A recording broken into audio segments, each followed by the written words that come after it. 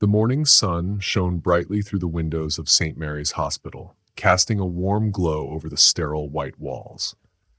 Dr. Isabella Carter, one of the most respected cardiologists in Boston, finished her rounds with a sense of pride. At 45, she had worked incredibly hard to reach the top of her field. Dressed in her white coat, she walked down the busy hospital corridor, checking her watch. She had just enough time to make it to her daughter Maya's dance recital. "Great work on the Henderson case, Dr. Philip Turner," Nurse Jenny called out as she hurried past, juggling a stack of charts. Everyone in the hospital knew Isabella wasn't just a brilliant doctor. She was also known for her kindness, dedication, and her ability to balance her demanding career with being a devoted mother to her two teenagers. Isabella smiled as she thought about her family. Her son Ethan was 17 now, and it seemed like just yesterday he was a little boy. He was preparing for college applications, and she couldn't believe how fast time had passed. Maya, at 14, was following in her mother's footsteps in one way. She was determined, hardworking, and passionate. However, instead of medicine, Maya had a deep love for dance, and Isabella couldn't be prouder of her. Then there was Jonathan, her husband of 20 years. A successful real estate developer, Jonathan had built his company from the ground up. His success had come with hard work and sacrifice, but Isabella had always admired his ambition. She trusted him completely, or so she thought. "Dr. Philip Turner, your husband called," Isabella's assistant Grace said as she approached. "He said not to worry about dinner tonight. He's working late again." Isabella nodded, used to Jonathan's late-night work commitments. Lately, his company, the Bradford Real Estate Group, had been expanding rapidly, and Jonathan was determined to make his mark in Boston's competitive property market. Still, Isabella couldn't help but feel a small pang of worry in the back of her mind. Jonathan had been working more and more these days, and she hadn't seen him as much as she used to. But she pushed those thoughts aside. After all, he was providing for their family.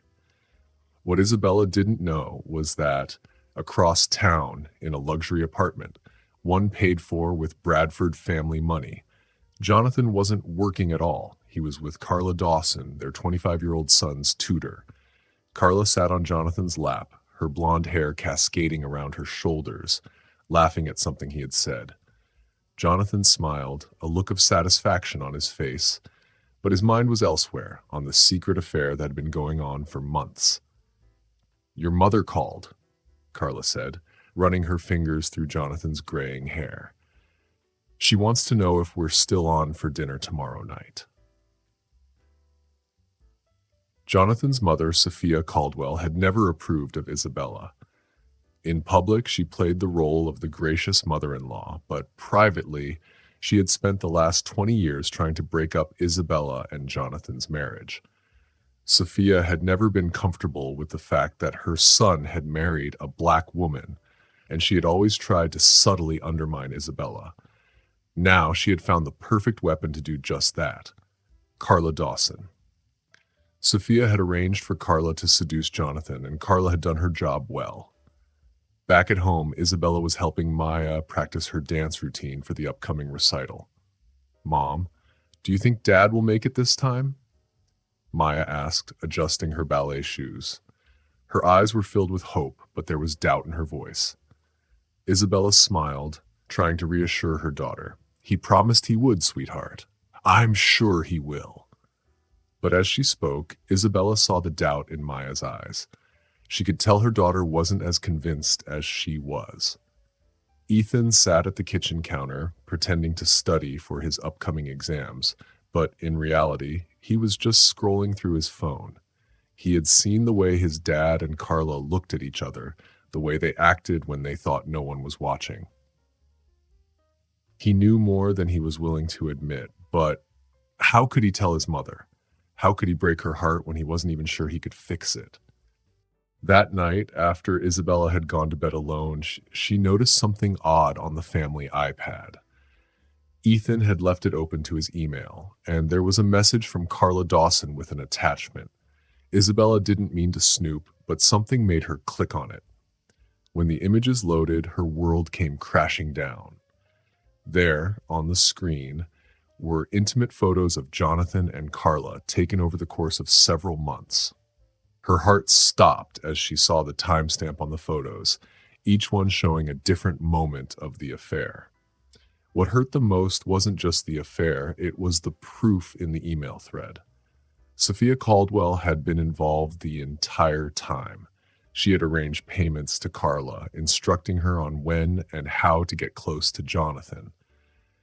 Sophia's emails revealed everything: how she had manipulated the situation, paying Carla to seduce her son-in-law in an effort to break up Isabella's marriage. Isabella sat frozen at the edge of her bed, her hands trembling. All those years, all those nights she thought Jonathan was working late, she had been lied to. The life she had built, the trust she had in her husband and his family, was shattered. Tears fell down her face, but then something changed. A spark of determination flared inside her. She wasn't going to let them get away with this. She would make them pay for what they had done. The next morning, while Jonathan was at work, Isabella spent the day gathering evidence.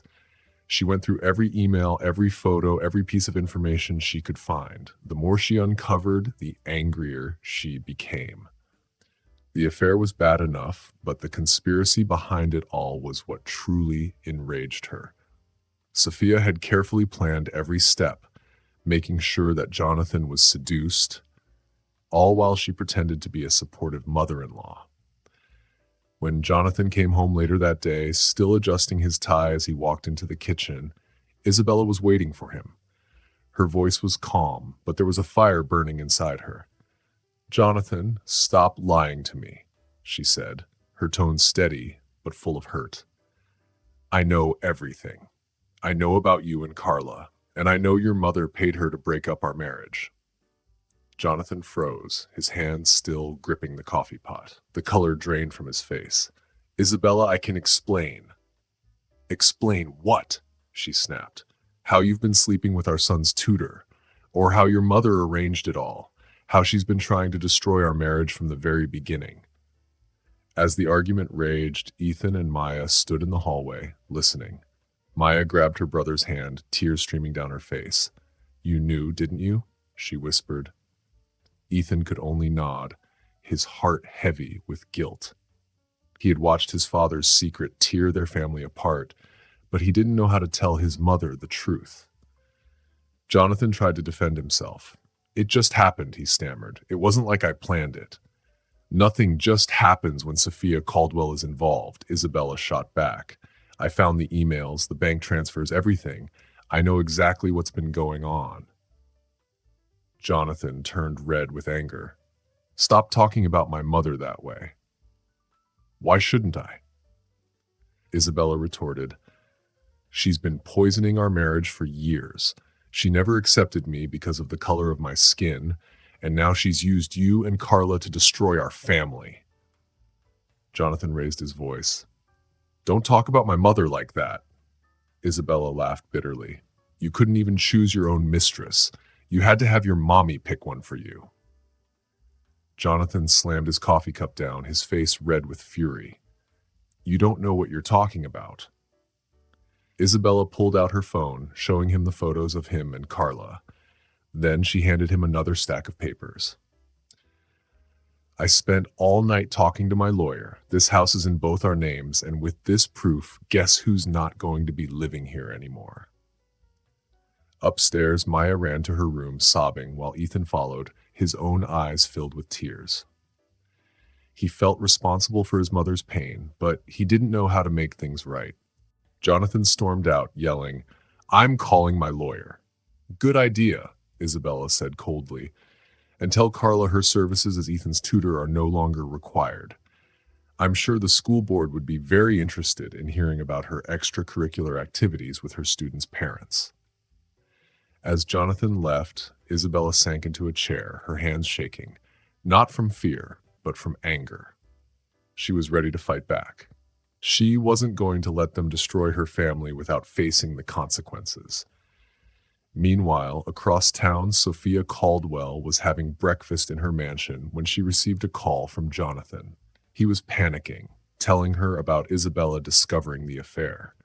Sophia's face hardened as she listened, but she quickly reassured him. "Don't worry, darling," Sophia said smoothly. "I'll take care of everything. I always do." But what Sophia didn't know was that Isabella was already one step ahead. While she was making plans to fix things, Isabella was making sure that the Bradford family would never underestimate her again. Mrs. Bradford's lawyer cleared his throat and said, "Mrs. Bradford, Dr. Philip Turner has found a lot of evidence. It's very important and could hurt your reputation." "I don't care about her reputation," Mrs. Bradford said. "She's trying to ruin my son's life and take that house. It's Bradford property and she has no right." Her lawyer said, "Actually, she does have the right. And there's more. Dr. Philip Turner has copies of all the payments you made to Carla Dawson." Mrs. Bradford's face turned pale. She hung up the phone and quickly called Carla. At Carla's fancy apartment, she was packing her things. She had already gotten calls from other families canceling their tutoring sessions. People found out about her affair with Jonathan, and things were falling apart. Carla was upset when she saw Mrs. Bradford's number on the screen. "You promised you'd protect me," Carla cried. Mrs. Bradford coldly replied, "Stop being dramatic. Come to my house. We need to talk." Carla interrupted, "Before what? Before everyone finds out you paid me to break up your son's marriage?" "I have bills to pay, and now my reputation is ruined," Carla added. At the same time, Isabella was talking to her lawyer, Grace Lynn, who was younger but very smart. Grace explained, "They're trying to say you're a bad mom because of your job, but I have statements from your son's teachers, dance instructor, and even the hospital staff, all saying how much you care about your kids." Isabella listened but was worried about her children. Maya wasn't eating well after the fight with Jonathan, and Ethan felt bad for not telling Isabella sooner about his father and Carla. Then Ethan walked into Isabella's office looking sad. "Can we talk?" he asked. Grace said, "I'll give you two a moment," and left the room. Ethan started to cry. "I'm sorry, Mom. I should have told you about Dad and Carla. I saw them together months ago, but I didn't want to hurt you." Isabella hugged him. "It's not your fault, baby. None of it is." "Grandma Eleanor was always so nice to me, but it was all fake, wasn't it?" Ethan asked. Isabella answered gently, "Some people are very good at pretending, but we don't have to pretend anymore." That evening at the Bradford mansion, Mrs. Bradford called a family meeting. Jonathan sat tiredly in a chair while Mrs. Bradford walked back and forth, talking fast. "We need to act quickly," she said. "I spoke to Judge Harrison's wife. If we prove Isabella is a bad mother because of her job, we can win." "Stop it, Mom," Jonathan said, standing up. "Just stop trying to fix our family's name. Do you even care about me? You hired Carla to break up my marriage." Mrs. Bradford's face hardened. "I did what I had to do. Isabella was never good enough for you. People only tolerated her because of your money. Nothing more." Neither of them noticed Carla standing by the door, secretly recording their conversation on her phone. She had learned from Mrs. Bradford, always have something to hold over people. Later that night, Isabella was helping Maya with her homework when Isabella's phone rang. It was a video from an unknown number. Isabella opened it and saw the video of Mrs. Bradford's confession. In the video, Mrs. Bradford smiled and said, "That baby girl is the sound of your grandmother digging her own grave." The next morning, everyone in Boston woke up to the news. Mrs. Bradford's words were on the news everywhere. People started canceling meetings with her.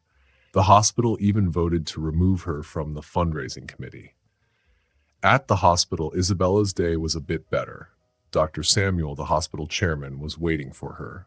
"I heard it's been a tough week," he said, "but I wanted to let you know the board voted to start a diversity program in your name, the Isabella Carter Fellowship."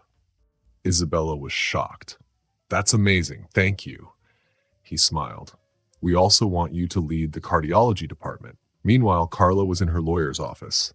She had just found out how badly she'd been used by Mrs. Bradford. Her lawyer said the good news is, Dr. Philip Turner isn't pressing charges against you. The bad news is, your teaching license is being reviewed. And Mrs. Stack Bradford has canceled the apartment she rented for you. Carla felt everything she had was slipping away, but she still had one thing left, all the recordings she had made. At school, Maya was becoming more popular. Girls who never talked to her before were sitting with her at lunch.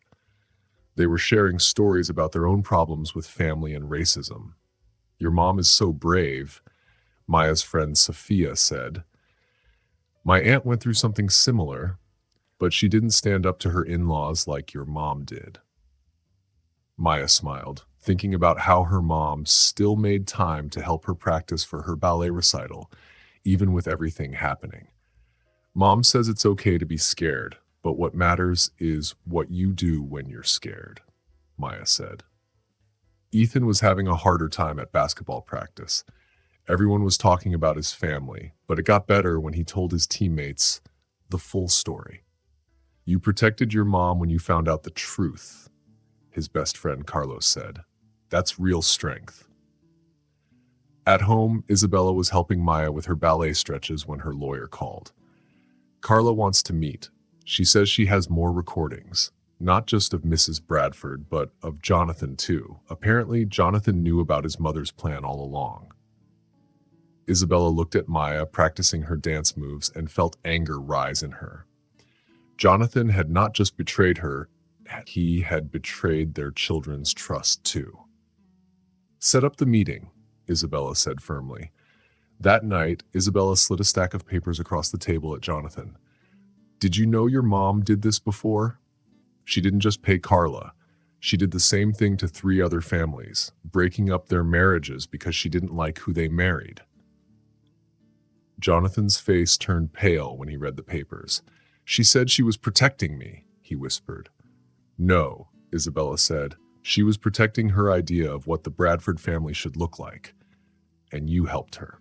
Just then, both of their phones buzzed. It was a video from Ethan. Maya's dance recital was starting, the one Jonathan had promised to attend. "What should I tell her?" Isabella asked softly. "Tell her the truth," Jonathan whispered, looking down. Jonathan looked at his phone and saw a message from his daughter. Tears rolled down his face as he whispered, "I'm so sorry. I ruined everything." Isabella, standing up in a red dress, said, "I'm building something new from the mess you made. Our kids will learn that love doesn't listen to hate. Strength is standing up for what's right, not what's easy. I'm taking full custody of the kids, the house, and I'm giving you a clean break. Or we can go to court and let Carla tell the truth about what your mom did. The choice is yours." Isabella walked out of the restaurant, and as the cameras flashed, she kept her head high. She had one more thing to do before going to her daughter Maya's dance recital, visit the DA's office where Carla Dawson was ready to tell everything about Sophia Caldwell's bad actions over many years. In Sophia's mansion, her life was falling apart on live TV. Detectives were already at her door with questions about fraud, conspiracy, and the terrible things she did to hurt families. Her power was gone. But Isabella, wearing a red dress that symbolized power and new beginnings, was just starting. At the school auditorium, the lights dimmed as Maya's recital began. Isabella sat down just in time, still wearing the red dress. Ethan, her son, sat next to her, holding a bouquet of roses. "Is Dad coming?" he whispered. Isabella smiled and said, "Focus on your sister. This is her big moment." But Jonathan wasn't at the recital. He was in his lawyer's office, looking at divorce papers Isabella had left for him. His phone kept buzzing with messages from his mother, but he ignored them. His lawyer said, "The terms are fair, considering the proof." Jonathan laughed sadly. "Carla's confession, my mother's recordings, and all the other families we hurt." At the DA's office, Carla was still talking. She had names, dates, and everything to prove what Sophia did. Carla explained. Sophia Caldwell liked to control marriages. If she didn't like someone, she would pay people like me to break up their marriages. Back at the recital, Maya was dancing beautifully. She had chosen a dance about change and strength, something that made Isabella cry. Maya had turned their family's pain into art. In the audience, Isabella saw Sophia's old friends whispering and staring at her, but it didn't matter anymore. The truth was out, and it was worse than any rumor they could spread. Suddenly, police officers walked to the back of the auditorium and led Sophia Caldwell out in handcuffs. The officer said, "You're under arrest for fraud, harassment, and stealing money." After the recital, Maya showed Isabella a text from Jonathan. He said, "I'm sorry I missed your dance. I'm signing the divorce papers. Your mother deserves better. You all do." Maya asked, "Is this really happening? Are we really never going to be a family again?" Isabella hugged her close. "We are a family, a stronger one. Sometimes love means knowing when to let go of people who hurt you." At the police station, Sophia was learning how much trouble she was in. Her lawyers couldn't help her now, with all the proof against her.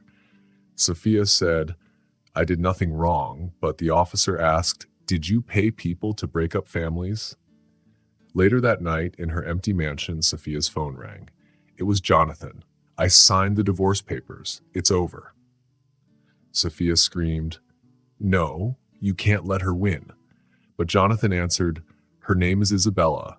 She's the mother of my children, and you never gave her a chance because of the color of her skin. I let you poison everything good in my life, but not anymore." Then he hung up. Sophia was left alone to face the consequences of all the bad things she did.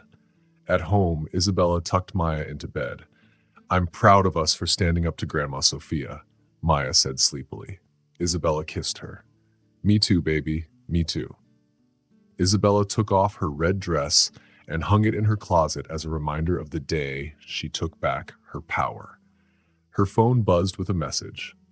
Gracelyn wrote, "The DA wants to meet tomorrow. They're going after Sophia's whole network. You started something big." Isabella looked in the mirror and saw a woman who had been hurt but had become stronger. Sophia tried to tear her family apart, but Isabella had proven that true strength comes from doing what's right. The next morning, the news hit Boston like a huge wave. Sophia's arrest was everywhere. But it wasn't just about her. Other rich families who helped her were being exposed too. The Andersons, for example, canceled their hospital donation because they didn't want to be linked to Sophia. Isabella smiled and said, "They're going to Palm Beach for vacation, aren't they?"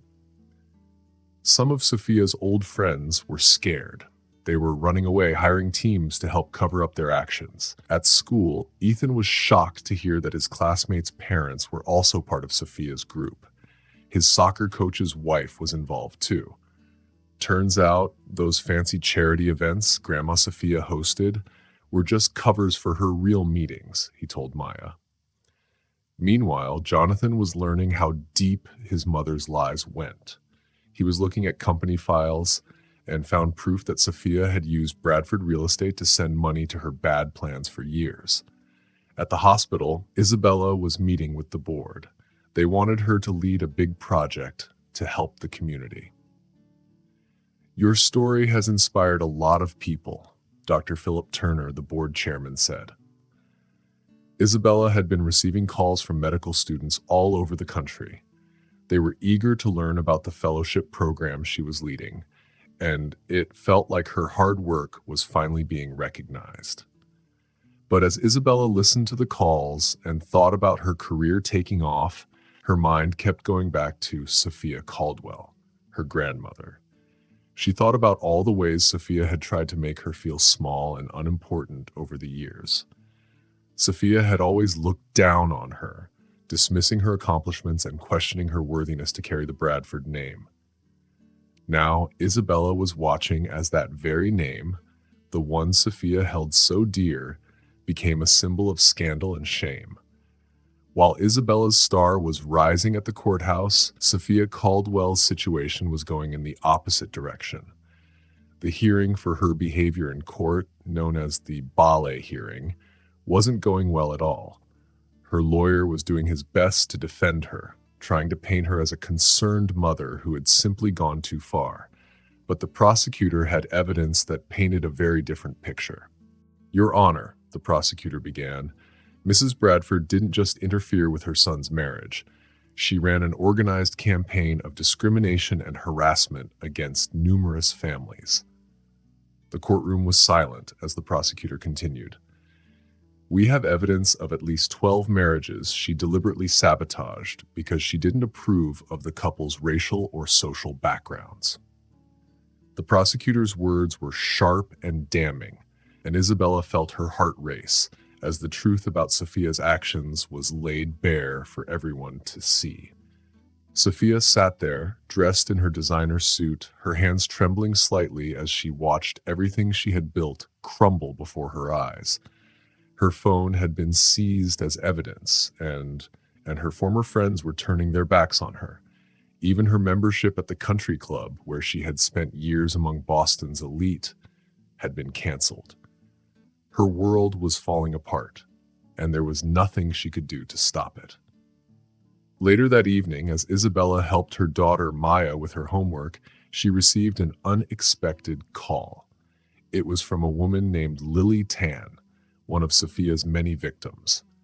Grace had been married to a man named Tom Richardson, whose family owned Richardson Shipping, a well-known company in Boston. Grace told Isabella that 20 years ago, Sophia had paid someone to break up her marriage just because Sophia didn't think a Chinese-American woman was suitable for their social circle. The pain in Grace's voice was unmistakable as she shared her story, one that echoed Isabella's own experience far too closely. "I read about your story," Grace said, "and I want you to know I'm not hiding anymore." Isabella's heart sank as she listened. She asked Grace if she would be willing to testify, and Grace replied that she had already called the district attorney. "We all have," Grace said. "Every family Sophia Caldwell tried to destroy. We're not staying quiet anymore." That night, as Isabella tucked Maya into bed, her daughter asked a question that broke Isabella's heart. "Mom, do you think Grandma Sophia ever really loved us?" Isabella sat on the edge of the bed, choosing her words carefully. She knew this was a tough question, and she didn't want to hurt Maya, but she also needed to be honest.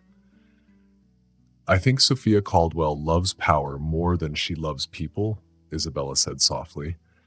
"She loved the idea of controlling her perfect world.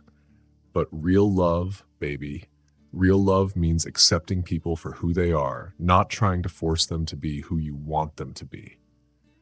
As Isabella said those words, she thought about everything she had been through, everything she had fought for. Sophia may have tried to break her, but Isabella had only grown stronger. She wasn't going to let Sophia's toxic ideas about power and control tear her down. Meanwhile, in her jail cell, Sophia Caldwell was learning just how far she had fallen. Her lawyer had just delivered more bad news. Jonathan, Sophia's son, had resigned as the CEO of Bradford Real Estate.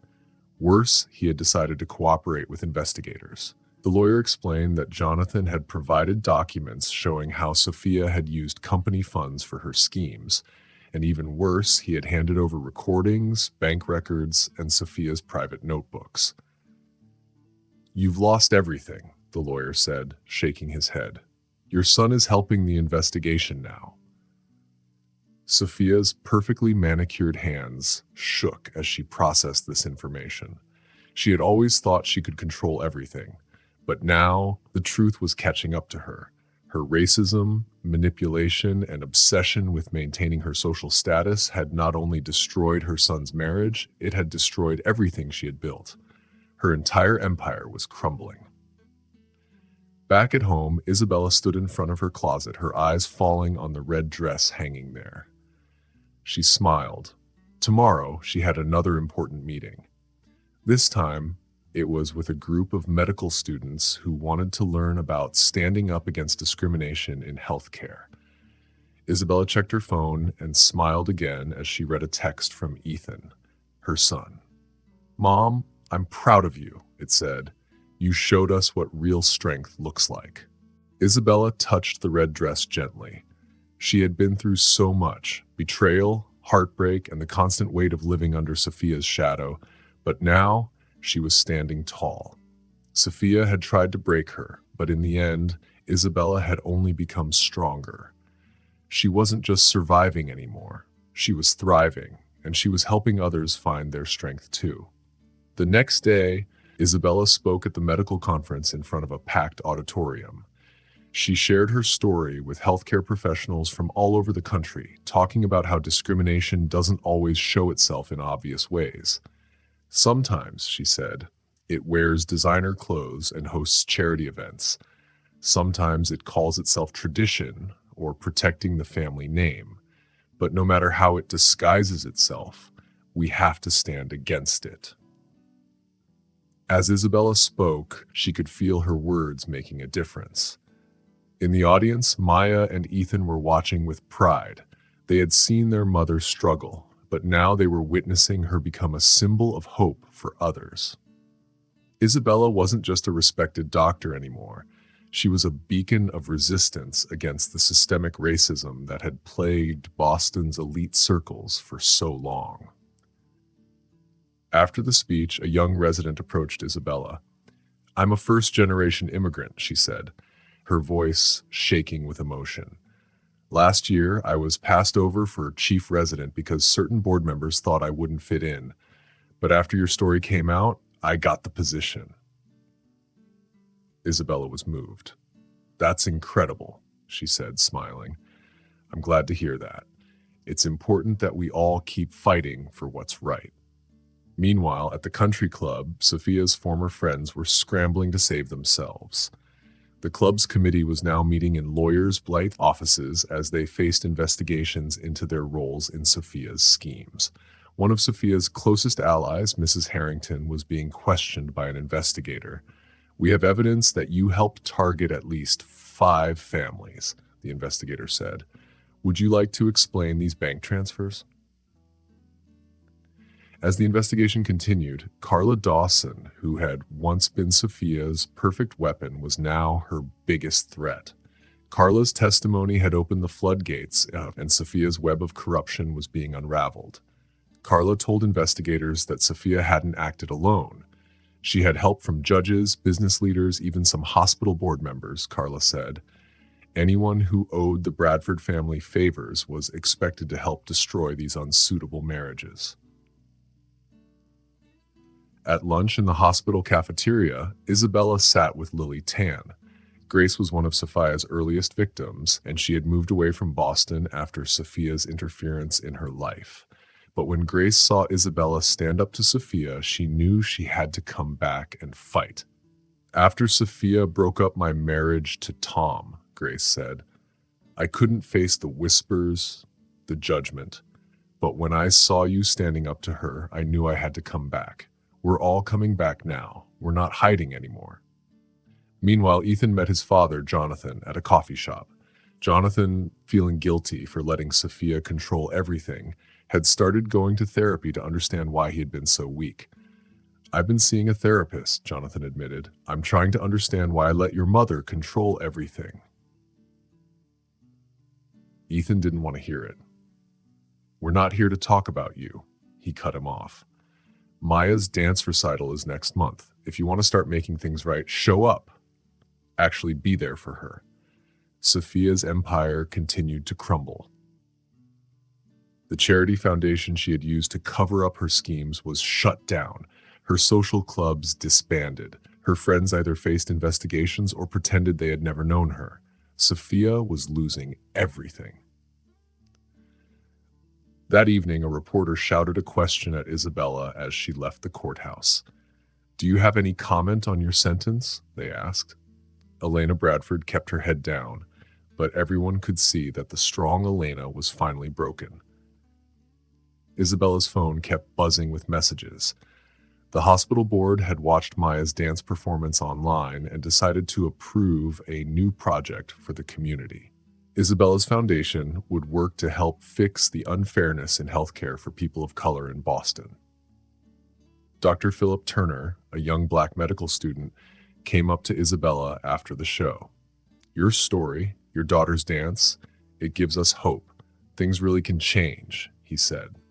Ethan put his arm around his sister. Mom, we should celebrate both Maya's performance and Grandma Elena's punishment. Actually, Maya said, I have a better idea.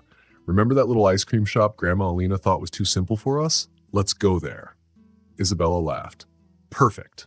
They all headed out. Jonathan watched his family leave. He had lost them, but maybe, just maybe, he could slowly earn back a small place in their lives, not as the man he was, but as the father he should have been. That night, as Isabella tucked Maya into bed like she was still a little girl, Maya said something that made Isabella's heart swell. Mom, when I changed my name to Carter, it wasn't just because of what Grandma Elena did. It's because you showed me what our name really means. Strength, love, standing up for what's right. Isabella kissed her daughter's forehead. Get some sleep, baby. Tomorrow's a new day. And it truly was. Elena Bradford was now in prison. Her hateful empire was destroyed. The people who helped her hurt others were facing their own punishments. All across Boston, families who had been hurt were reclaiming their dignity and truth. In Isabella's office at the hospital, she looked at the red dress hanging on her wall. It was more than just a dress now. It was a symbol of every person who ever stood up against hate and won. 1 year later, Boston was a different place. The Bradford scandal had caused a big wave of change that no one, not even Isabella, could have predicted. The sun was shining through the windows of Isabella's new office at the hospital. She was the first black woman to hold the job of chief of medicine. She looked out at the construction site where the Isabella Carter Medical Center was being built to help people who couldn't afford good health care. Doctor, we're ahead of schedule, Dr. Samuel said as they looked at the plans. Isabella smiled. The money from all the Bradford properties, which had once been used for evil, was now helping fund care for people in need. Ethan was graduating from school. He looked out at the crowd and saw his family. His mother in another beautiful red dress, Maya recording everything on her phone, and Jonathan quietly proud in the back. A year ago, Ethan began his speech. Our family learned a hard lesson about truth and justice. We learned that sometimes the people who claim to love you can hurt you the most. But we also learned that real strength isn't about money or popularity. It's about standing up for what's right, no matter the cost. In the audience, Jonathan wiped away tears. He had spent the past year working on himself, facing the damage his mother's racism had caused not only to his family but to his own heart. He wasn't fully forgiven yet, but he was slowly earning back his children's trust. Elena Bradford was watching Ethan's speech too, but she was in prison. Her hair was completely gray now, and she wore prison clothes. That's my grandson, Elena said quietly, but no one answered her. Even in prison, everyone knew who she was. Back at the graduation, Maya was ready for her own big moment. She had been accepted into the Boston Conservatory of Dance on a full scholarship. Her dance about her family's journey had gone viral and inspired other young artists to share their stories of overcoming prejudice. Ethan continued his speech. I'd like to talk about my mother, Dr. Isabella Carter. A year ago, she taught me that sometimes the greatest act of love is standing up against the people who want to tear you down. She showed me that one person's courage can change not just a family, but an entire community.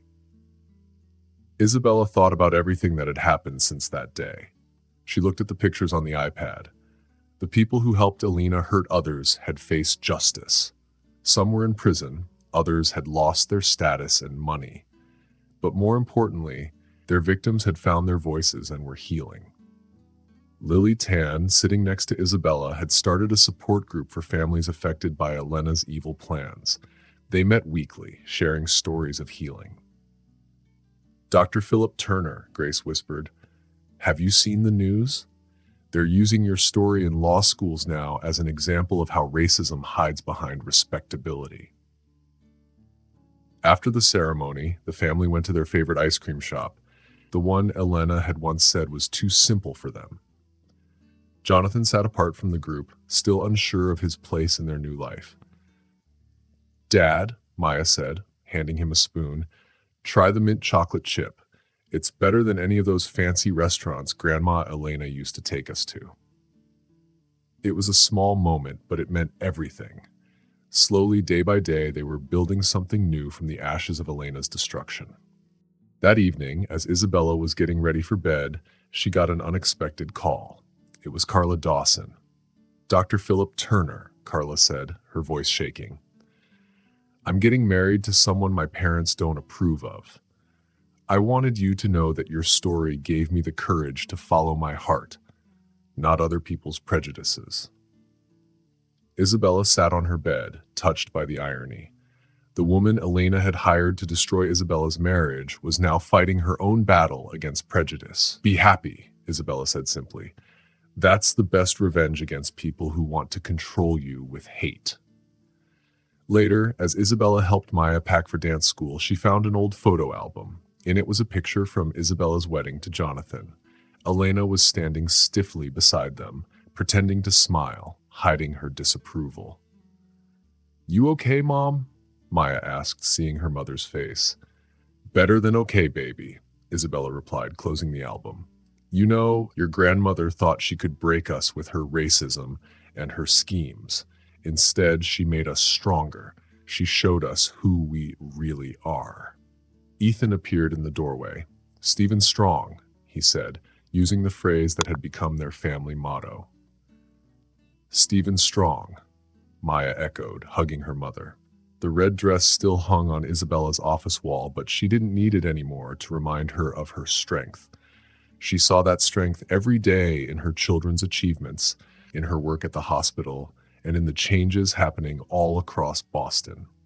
Elena Bradford had tried to destroy what she didn't understand, but in the end, love had proven stronger than hate, and truth more powerful than prejudice. The woman who tried to break them had become a symbol of how rising above hate could bring about true victory. The Bradford name might have fallen, but the Carter family had risen, and their story was far from over. Thanks for watching. If you liked the story, don't forget to subscribe, like, and share your thoughts in the comments. Check out our other videos too. See you in the next one.